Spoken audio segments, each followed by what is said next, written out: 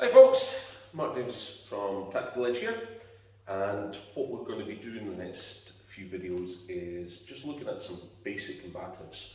I think in the past when I've been doing Tactical Edge videos and things, we've done a lot of stuff that was fairly advanced, so we're going to go back to basics a little bit.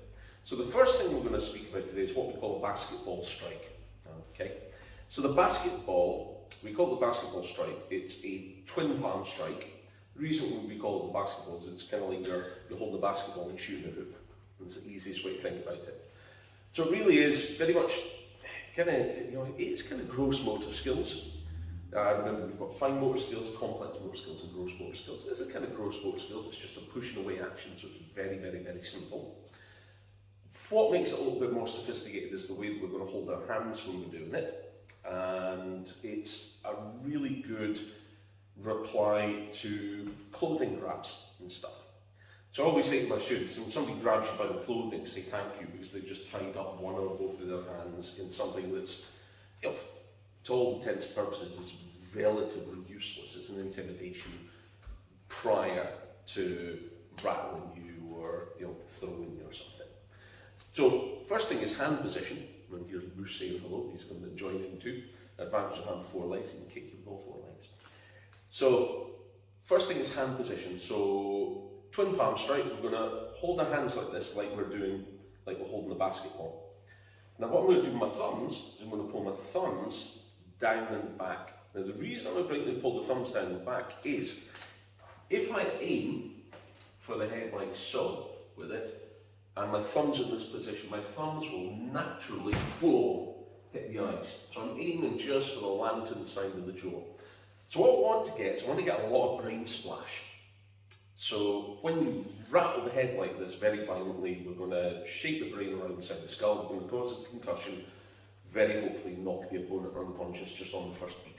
If we don't knock him out, we're really going to scramble his eggs. He's not going to feel too good afterwards. He's going to be extremely stunned and fairly vulnerable to follow-up strikes. The good thing about concussions and brain splash is that even if I have a pain-resistant opponent, I've got somebody who's coked out of their box, out of their head on speed or something, then at least it's still going to work.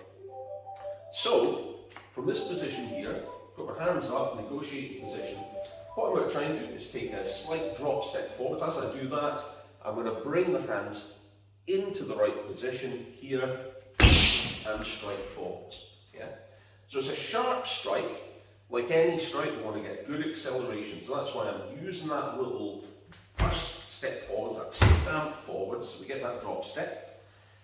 If I don't have a lot of room to move forwards, I can do that drop step and just explode the leg backwards. It's still going to give me that nice sharp zap that I'm looking for as I'm striking.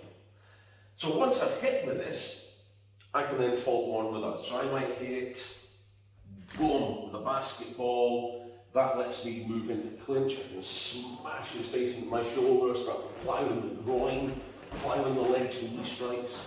And it really is entirely up to you where you go off the basketball with your strikes afterwards. Okay. I can be right in close here. So if I'm in close, I may well forgo the thumbs into the eyes, but I can still come up under the jaw, forcing the jaw violently up the way. And one of the things that I've found working the doors was, your peripheral vision is really good around these ways. People tend to suck at getting out of the way that things come straight on, and they generally miss things that are coming diddle right up the middle. Okay. So if I'm coming up the way, if I'm right in close here, I don't have enough room to get any power in this, I'll just come straight up with it. So I'll bend the knees, stick the knees very slightly, pop up, and I'm right in position to follow through the whatever. Okay, this is what we call the basketball.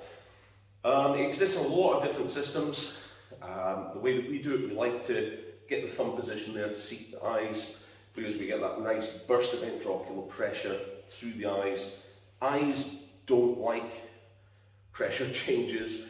The optic nerves are very thick nerves, it's a short run to the brain, so it's got a very fast hit to the reticular activating system and stuff. So it's, eye shots suck. We all know what it's like. When you get an eyelash or a bit grit in your eye, your whole world practically stops. So if I jam my thumb in your eye, it's not going to damage your eye terribly well. Most of you know I've got a really funky looking left eye. That's from being shot many years ago. Okay, still my eyeball, there's just nothing left on the inside because I had to remove it all surgically. But eyes are pretty robust bits of kit when you come down to it. So once again, I can drop step forwards, like so.